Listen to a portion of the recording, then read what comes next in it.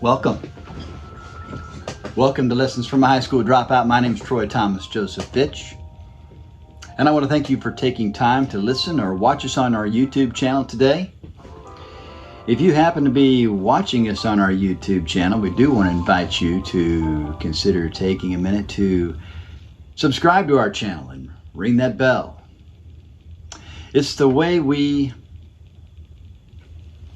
invite viewers to support Lessons from a High School Dropout. This mission is this is not a sales position. This is a mission to give back, to make a difference, and lead people to a vision for their future rather than living from the memories of their past. That's all. That's what Lessons from a High School Dropout was about.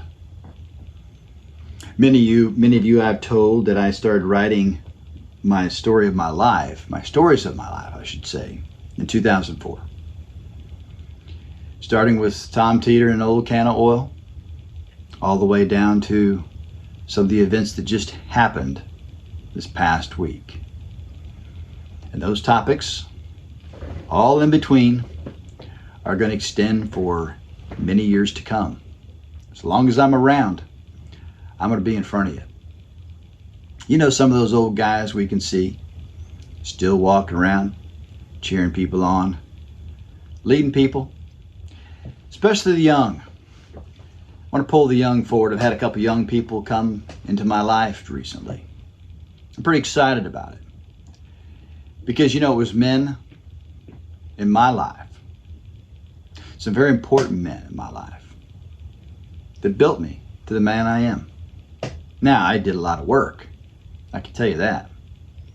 But it was the wisdom and experience that many of these men had that brought me so much of my success, because iron sharpens iron. So, without further ado, I want to get on to today's topic.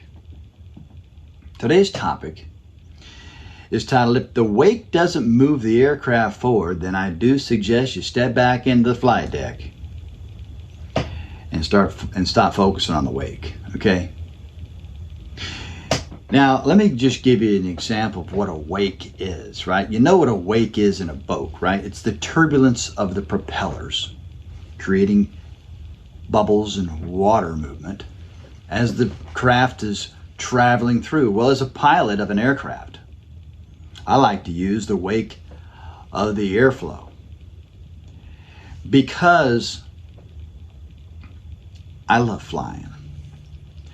And I think flying taught me a whole lot as a very, very young man, especially because I had to learn failure. And you probably heard me talk about it if you listened to a number of our episodes so far. Failure is an event, not a person, Mr. Ziegler taught me.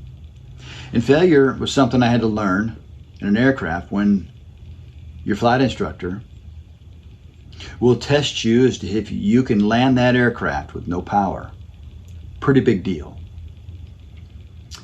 So handling the airspeed, handling the turbulence, handling the altitude, all of this matters all the way through our lives. So if we metaphorically just kind of position ourselves as piloting an aircraft, and at this point in time, we can step back and look from the aft of the aircraft and look down and look behind us.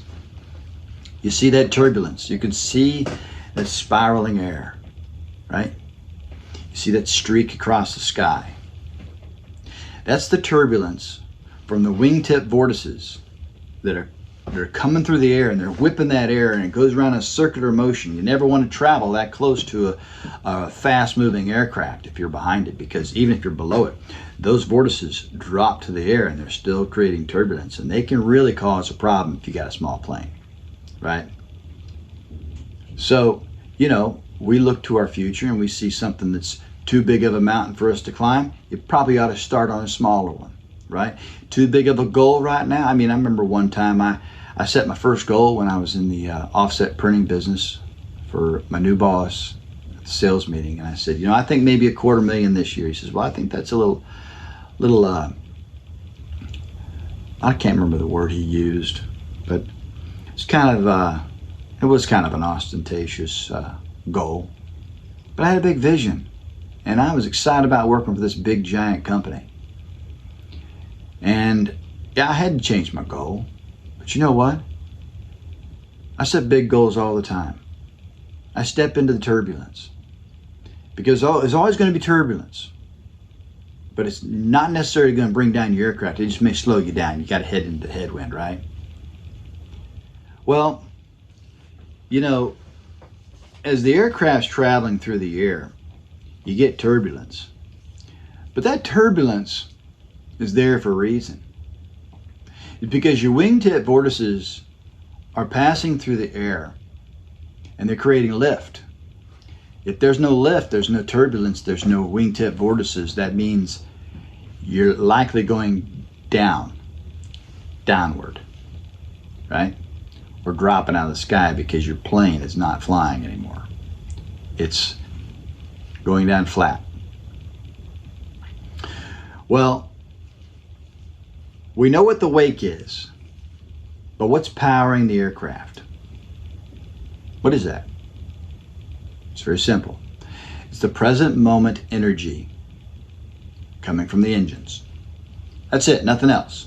Present moment energy from the engines, propelling that aircraft forward, and the wings, and the position of the wings and the elevators created an opportunity for it to take flight. So I got one more question for you.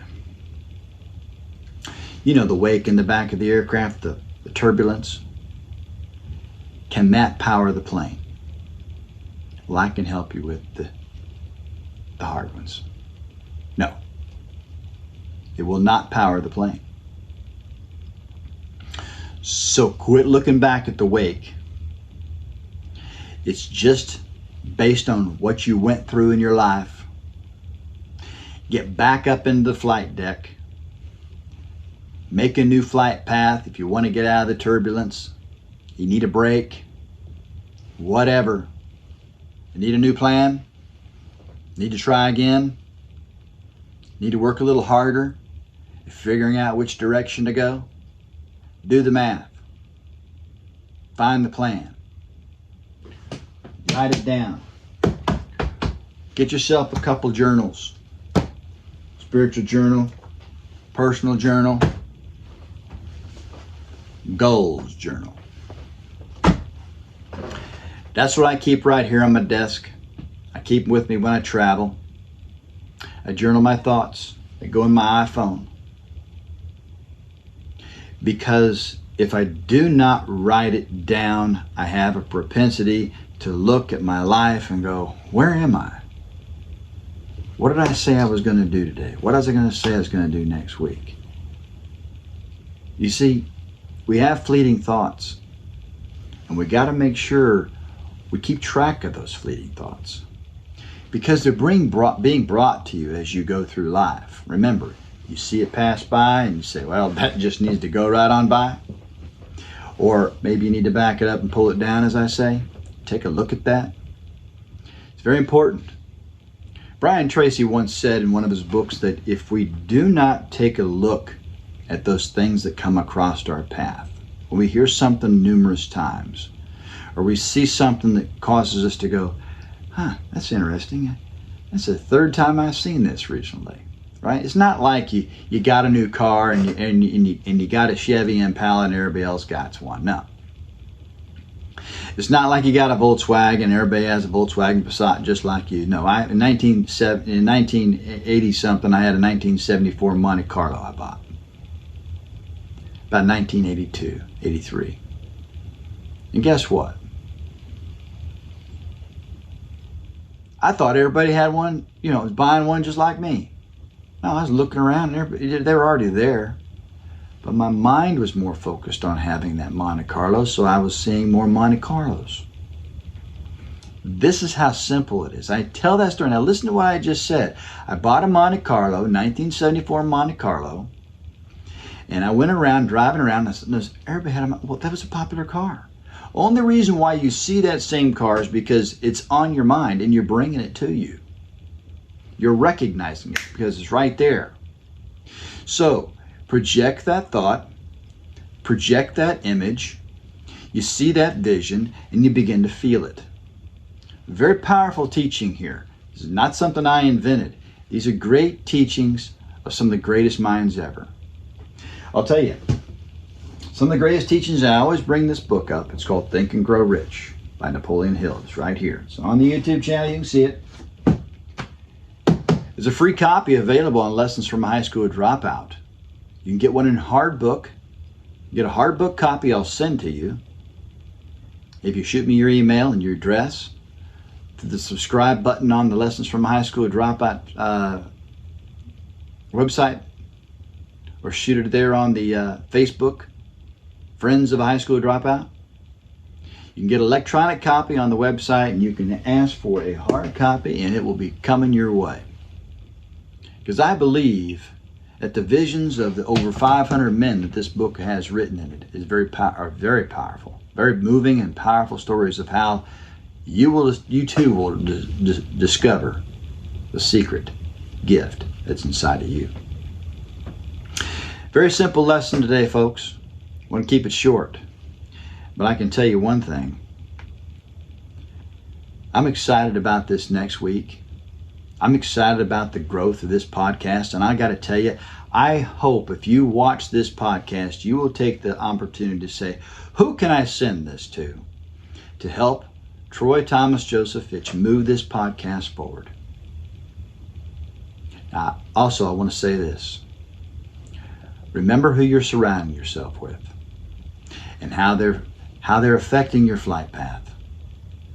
Are they dragging that aircraft down? Are they turbulence in your space? Protect your airspace. You know, every airport, wherever your aircraft is based, wherever you're based, every airport has what's called, a commercial airline airport, right? Like whatever major city you're close to, whatever that airport is, with Chicago O'Hare, Dallas Fort Worth, Miami, Cincinnati, LaGuardia, whatever. They have terminal control airspace. There's a radius that they keep control over because they don't want disruption in the flight patterns. They need people landing. They need people arriving on time, departing on time. And that's what we got to do. We got to control our surroundings. So live your life like you're a craft that you just got to polish and take care of, and you got to land right. You got to fly it right. You got to know where you're going. Make sure you know what's in your airspace. Thank you again. Thank you for all the subscribes I've been getting on the YouTube channel and all the shares. We appreciate that. Until next time, we'll see you soon, and God bless. Cheers.